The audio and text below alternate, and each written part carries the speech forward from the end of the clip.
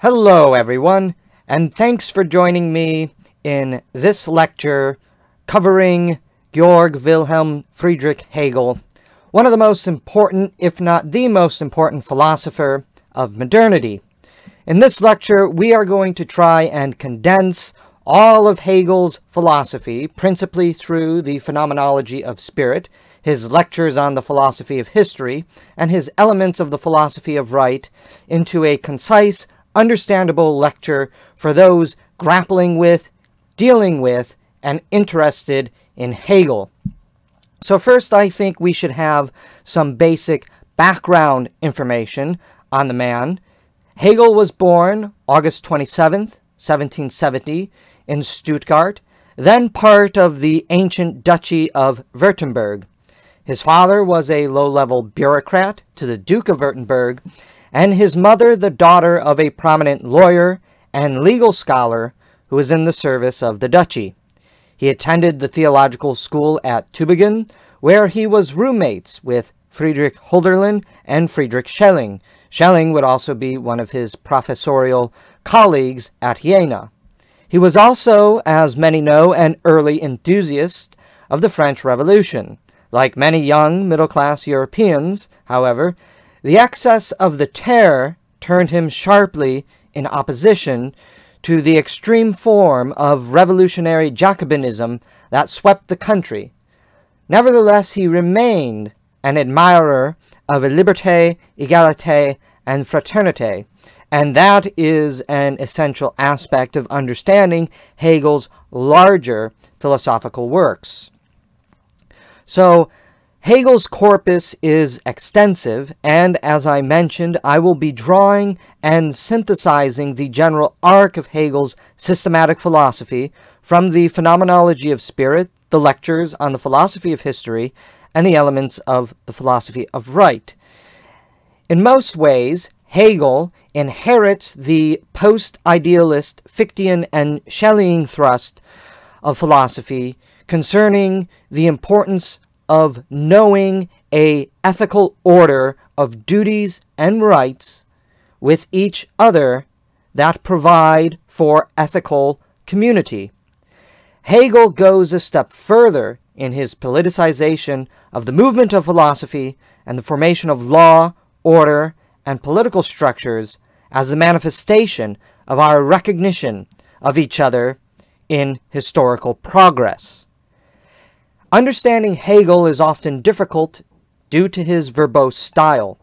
However, once you're able to deconstruct Hegel's language, most of what he says is somewhat straightforward and easy to grasp. In the second section of the preface to the Phenomenology of Spirit, Hegel, in my opinion, gives his easiest and most straightforward analogy to the whole of his philosophical vision. In this section, he tells the story of a plant bud blossoming to yield fruit. It begins as a seed, becomes roots and stems, eventually emerging with a bud, and the bud blossoms into a flower, and the flower is pollinated and then brings forth fruit. It is only at the end of this process that we can know what the entire process of necessary unfolding entailed. We must also now, in the Phenomenology of Spirit, understand something about the purpose of the world spirit, the Geist. The purpose of the world spirit is to negate, destroy, the uncultured naturalistic simplicity, the Ungebilder, and the naturalistic simplicity of individuality, the Einzelsein, which accompanies that primordial state of existence, and in the destruction of naturalistic simplicity and individuality, we move toward a higher, newer reality of integration. The negative terror which purges the world and individuals into a new state of living is the ethical community, as Hegel later goes on to define and describe in detail in the later sections of the Phenomenology, and especially in the elements of the philosophy of right. We must understand then that the negative or negationary aspect of the world spirit has a purposive, constructive, and higher purpose to it. It is not merely to destroy and entirely eradicate. It is to destroy in order to progress. We might better understand this phenomenology within Hegel's philosophy as a necessary purgatorial transition out of the old and into the new. Hegel's philosophical system is anti-reductionist and therefore explicitly Schellingian and Goethean in nature. In fact, the phenomenology's structure mirrors that of Schelling's system of transcendental idealism. It considers the whole picture, as it were, and understands philosophy as the task of engaging with purposive activity. From guiding tendency into activity to aims and results. The task of philosophy is to penetrate the phenomenon of activity, to understand the guiding tendencies unfolding development to results, which Hegel calls the Sache selbst, or the real issue of philosophy. This means, as Hegel said at the end of the preface of the Philosophy of Right, philosophy only comes to know the reality of the world at the close of its unfolding development. Philosophy only takes flight at the coming of the shades of dusk. One should immediately see then, from the analogies that Hegel uses, which are in fact comprehensible — he doesn't often use very comprehensible analogies, but again, the analogies of the seed becoming a plant bearing fruit and the owl taking flight at dusk are comprehensible. And we should see how this is part of the very tradition of post-Kantian idealism, where Kant would have us cut off the phenomenological and noumenal worlds at, say, the blossoming of the flower, to use Hegel's analogy. Hegel sees the movement of the phenomenological as revealing the noumenal at the end of the process, if keeping with the Kantian language and dynamic. That is, the noumenal, the thing in itself, the Ding an sich, is revealed at the end of the development process through the realization of the transcendental ideal manifested in corporeal material reality. However, Hegel is anti-reductionist because to reduce the phenomenon of development back to its origo, the seed, is to have clearly misunderstood what one was observing. In this way, Hegel is against the empirical utilitarian sciences emerging out of British and French materialism, which look at things through a deconstructive, reductionist lens. For instance, the British and French empiricists look at the whole of society, destroy the whole of society, and want to get back to the original seed. Hegel and the German tradition is the exact opposite. It starts with the seed and tries to understand how this complex phenomenon of integration and wholeness occurred. Likewise, to only focus on the results is to focus on the, quote, lifeless corpse that has left the guiding tendency behind. So in this regard, Hegel doesn't think that only looking at the endpoint, the total wholeness, is the purpose of philosophy. He also wants to understand how it reached this particular realization and manifestation in the world. Again, the purpose of Hegel's philosophy is to understand the purposive activity of movement and manifestation to the whole. Hegel is fighting against reductionism and utilitarianism by emphasizing a sense of organic holism in philosophy. This is why Hegel asserts the truth is the whole. Only at the end stage do we understand the truth of the whole. The absolute is the result and the realized manifested in the world through the activity of the spirit. Hence, as he says, the rational is real and the real is rational. Hegel may be an idealist, but the functional manifestation of his philosophy is, ironically, empirical, as is the case, in fact, with most of the German idealists once you start to understand them.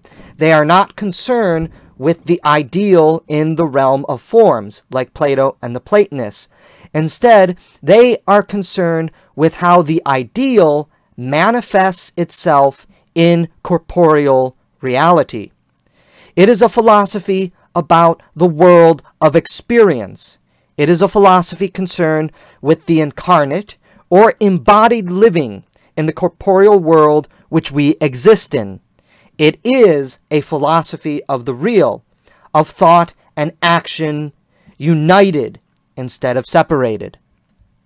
The unfolding of truth and its incarnate manifestation in the world is the purposive activity that reason is. Hegel maintains a sense of classical ontological teleology, but one that is in the process of becoming, rather than one that is fixed in a fixed state as a given. This is double play on Hegel's part. Many Aristotelians, for example, criticize Hegel's concept of being and non-being, of becoming and non-becoming. This is due to misunderstanding Hegel's pontifical philosophy. He bridges being and non-being, becoming and fixity together as one. For, in a sense, man has a fixed state, but that is what he is unfolding to be or to realize. And in that regard, he's not that dissimilar from Aristotle, who also believes that man has a teleological end that he must actualize or manifest over the course of his life through a becoming or training in virtue. That also means, however, at least with regards to Hegel, that man is in this imperfect state and that he is becoming more perfect over time. And this movement out of imperfection to perfection is what he is truly meant for. No one is born in a perfect ontological state. He must progress to a more perfect state over the course of his life, just like how the seed becomes roots, becomes stems, becomes bud, becomes plant, and bears fruit.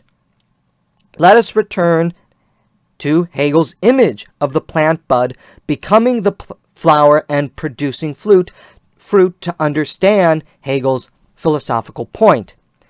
Hegel asserts that primordial man, like the seed, has a fixed end, a telos or a destiny. Primordial man has not yet blossomed or produced that end of being yet. As such, man is in a state of becoming, the unfolding movement to his teleological constitution, like the seed becoming bud, flower, and eventually producing fruit. Man develops to his teleological end. Man has nature, but that nature is not yet manifested fully in the world. Hegel's philosophical vision, in some sense, is a temporalized recontextualization of Christian chiasm. The total vision of man is that which is to come, and that which is to come is rooted in ethical life in a community, which he calls in German Sittlichkeit. This unfolding to rooted ethical life is what Hegel ultimately calls history with a capital H. Hegel's philosophy of history, then, establishes a comprehensive and political reading of the movement of history and man, which makes man a more powerful and perfect being over the course of his development. History, for Hegel, is essentially philosophical. It is also ethical. History pertains to human relationships.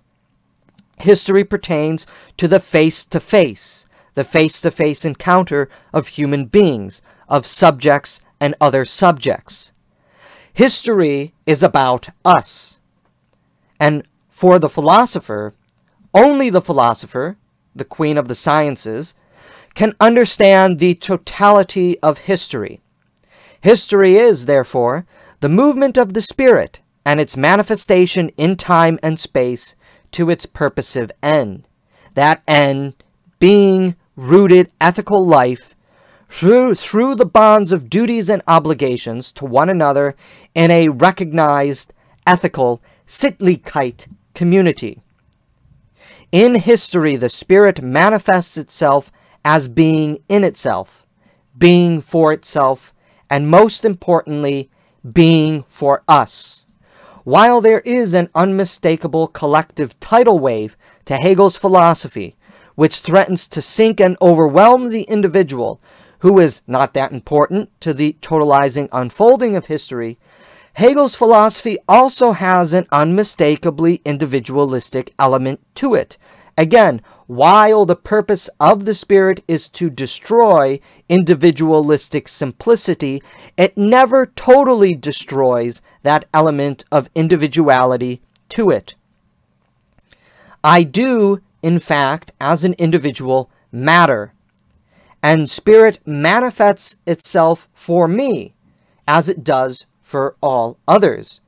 Hegel's I, the particular I, is connected and individuated. There is no contradiction in Hegel because Hegel doesn't pit the two worlds together and against each other, but sees them as existing in the same being of the I. To understand this, the true individual and true individuality in some sense is ultimately connected to other individuals. Rather than being completely reductionary and autonomous, as the liberal philosophers of the so-called Enlightenment claim, Hegel's individual reaches full individuality by shedding his singular autonomy through his movement to connection and integration with other individuals. In this process of connection and integration, individuals become more fully human and more fully individualized in some sense through their connections and relationships they form with each other. The manifestation of the spirit through determinacy is something concrete and invites human participation. This participation is again collective, but it is also individual. It invites all to participate, but in this invitation, it is reaching out to me, the I in particular. This cannot be forgotten about Hegel, though it is often forgotten about Hegel by Hegel's critics, especially those who follow the negative and erroneous approach adopted by Karl Popper. And, by the way, most professional historians and philosophers do not regard Karl Popper as a very good reader of philosophy. The spirit's determinacy manifests itself in numerous ways, like art, literature, law, religion, economy, social structures, states, and communities. It also manifests itself through relations with others, friendships and families, etc. Hegel would not be a proponent of the spiritual but not religious motto. For Hegel, such a mentality is to misunderstand the spirit and to become a victim of history, someone who doesn't understand the purposive activity of the spirit. Spiritual but not religious, for instance, refers to primordial times, when spirit hadn't yet manifested itself in determinate and concrete ways, inviting particularized participation. The emergence of orderly and formal religion is the manifestation of the spirit's purposive activity, for there is a community in this purposive construction. This applies to everything else in life and the world, like the formation of national communities with particular constitutions, inviting people to participate in it rather than remain in an atomized reality of unconnected persons. To remain in an atomized construction of unconnected filial existence is to live in our primordial past. Thus, the movement of Hegel's understanding of the spirit of history is purposive community and purposive participation in that community. Hegel's philosophical movement is not a single plant blossoming to yield fruit, but many plants blossoming to yield fruit like an organic living organism, a giant network of interconnected roots and foliage that nourish each other, and through this collective organic entity grows into a flourishing organic reality. The incarnate determinancy is the temporalization of the beatific vision in the world rather than apart from the world. This world that we live in becomes a literal manifestation of the world to come, or, as Hegel says, it is the divine idea realized on earth. The most famous section of the Phenomenology, the sections on lordship and bondage, or master and slave, is the sketched outplaying of the essence of Hegel's philosophy. The entirety of the lordship bondsman section can be summed up as the drive for recognition, face to face.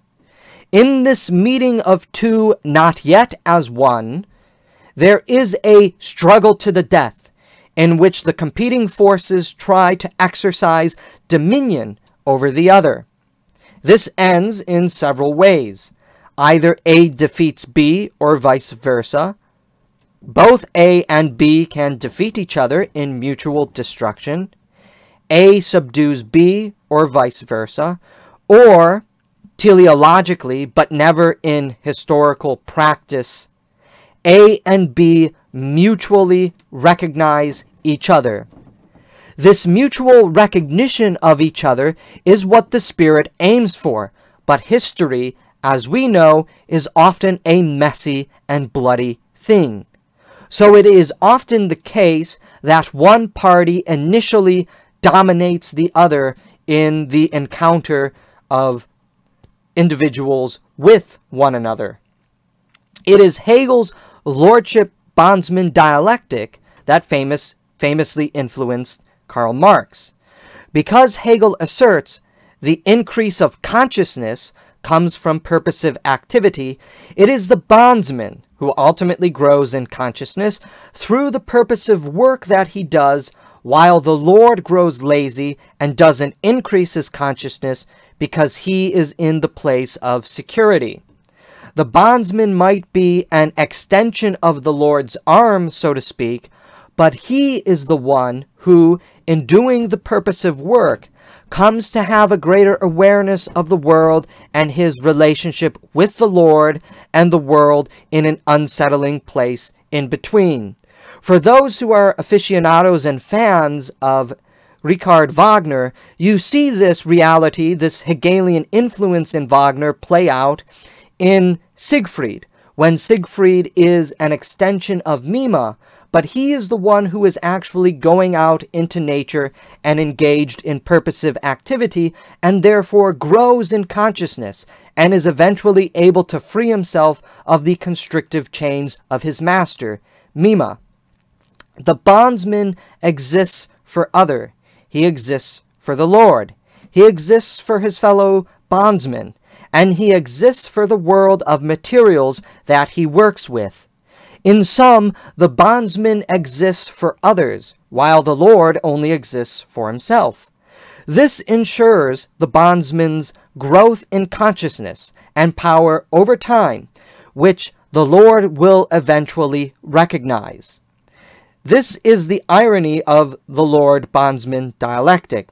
It is the Lord who recognizes the bondsman, and in this recognition, the Lord loses his grip on power over the bondsman because he has ultimately begun to recognize the bondsman as his equal. This emergence to mutual recognition is what humans seek and what the Spirit aims for, and is ultimately inevitable over the process of becoming an historical progression. This mutual recognition is not one of subject-object, but ultimately of subject and subject. In this achievement, the transcendental self, which was previously unknowable to us in Kant's philosophy, is knowable to us in Hegel's philosophy, as it is also knowable in Fichte and Schelling. In this growth to recognition of each other, there emerges duties and obligations to one another. This is manifested through the determinacy of community and law, which builds itself through the ongoing unfolding of mutual recognition and integration among people. Community, in Latin, commune, means to communicate. It is, in other words, understanding. A community can only be a community if it has mutual understanding. A community in which people do not trust and understand each other can never be a true community. For Hegel, as with the rest of Germans, this means that community is rooted in language, culture, and traditions. Those who share the same language, the same culture, and the same traditions will fuse together like Adam and Eve, multiplicity becoming one, whereby understanding and the duties and obligations that come with understanding and recognition now manifest itself. The German idealist tradition in this regard is deeply hermetic, spiritual, and indeed religious in its dimension and interior character. Again, the best way to understand this is the German tradition, especially exemplified by Hegel, is the attempt to bring the spiritual and religious reality or ideal into our own world. In the philosophy of right, Hegel's crystal-clear portrait of the purposive activity of spirit in the political sphere, the movement of individuals into families, then communities, and then to a constitutional state, is the ultimate movement of the spirit. The manifestation of the state is, in essence, just the enlargement of the family to its exhaustive end, and the manifestation of the state can be understood as the manifestation of heaven on earth. For civil community or civil society, as Hegel also says, is just an extension of the original family by which all politeia is founded. The essence of Hegel's political philosophy is, in this regard, eminently conservative, as most philosophers and scholars know. It is premised on filial relationships, the family. It is communitarian, it is particular, and it is ultimately nationalist. It is also, moreover, cameralist in its orientation. In this unfolding of the spirit into manifested community, we begin to see four archetypes of humans. There are the hero, the victim, the person, and the citizen. And this constitutes the grounding of Hegel's philosophical anthropology. The hero is the founder of states and is the unwitting embodiment of the spirit's purposive activity. The purpose is, this person is the great hero, the father of nations, so to speak. The person is the moral individual who seeks to help others but ultimately has no home. The person, though moral, Hegel calls this moralitat, is ultimately someone who is unrooted and detached. In being unrooted and detached, the moral person is inferior to the ultimate culmination of the purposive activity of the spirit, which is citizenship. To be a citizen, is to be the most determinate, concrete, and particular manifestation of reason itself. To be a citizen is to have a community. It is to be the product of the purposive activity of the spirit in times past, going forward to times present. For instance, the spirit was, over the course of hundreds, if not thousands of years, working to bring people together to whom you can trace your genealogy from, and in this bringing together of people into a community, we see the formation of culture, history, and understanding, which leads to law, order, and the nation state, and, of course, your own family. To be the citizen is what the hero is ultimately guiding us to as they create communities and found states. To be a citizen is to be the ethical, participatory individual, living for others, but also rooted in a past and rooted in a future. The victim is the lowest person in history because the victim is someone that history has ultimately passed over. The victim is not the brutalized individual of the lust for domination, but the individual, the purely atomized individual who has no reflective and consciousable knowledge of the purposive activity of the real. The victim is basically the atomized hedonist who lives only for himself and bodily comfort, apart from the relations of the world and the relationships of human beings. The victim is the person who doesn't recognize the faces of others and only stands himself as a body for mere self-pleasure. For those who are more familiar with the extensive nature of the philosophical dialectic, you should see that Hegel's understanding of the victim is essentially the Hobbesian or the Lockean individual, the autonomous hedonist who lives merely for himself and has no concerns with others, no concerns for the family, no concerns for civil society, no concerns for citizenship and the nation to which he belongs. It is here that there is an enduring paradox of Hegel's so-called end of history. The culmination of citizenship and the nation-state we see is the end of the purposive activity of reason, whereby philosophy can now unlock and understand what the whole story was about. But rather than something dreary, Hegel leaves us with something still progressive and optimistic. It is up to us to carry on the purposive activity of the spirit, because it has manifested itself for us, as we've been saying. This leaves us with the same end as Fichte and Schelling, a community of love, bound by rights, duties, and obligations to each other, which can only stand if we discharge our duties and obligations to one another in the determinate fashion that the Spirit has given us. And this is what the movement of history is all about. From the unconscious individual, separated and atomized from the world, to the conscious I, integrated and networked in a grand web of face-to-face relationships in an ethical community of love where we truly live lives as persons with hearts. In this ethical community, we find our fulfillment in the rights and duties dedicated to others: spouse, family, civil society, and the state. To the spouse, I have duties of love and sacrifice to the other. To the family, I have duties of love and sacrifice to others.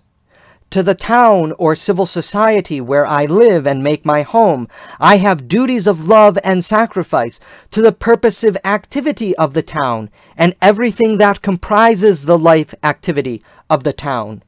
And of course, to the state, I have duties of love and sacrifice, patriotism or nationalism, to the whole community as a citizen. These orders of dutiful love and sacrifice constitute the heart of the highest life possible, what Hegel again calls Sittlichkeit in German. All history is moving toward this consummate realization. Here we should see how we also transcend the lower orders of ethical life. We start with ourselves, proceed to the family, but then the family is itself transcended to the tribe or the town, with the tribe or the town being transcended to the nation. Yet in this process of sublation, Aufhebung in German, we still carry forward the goods of the past.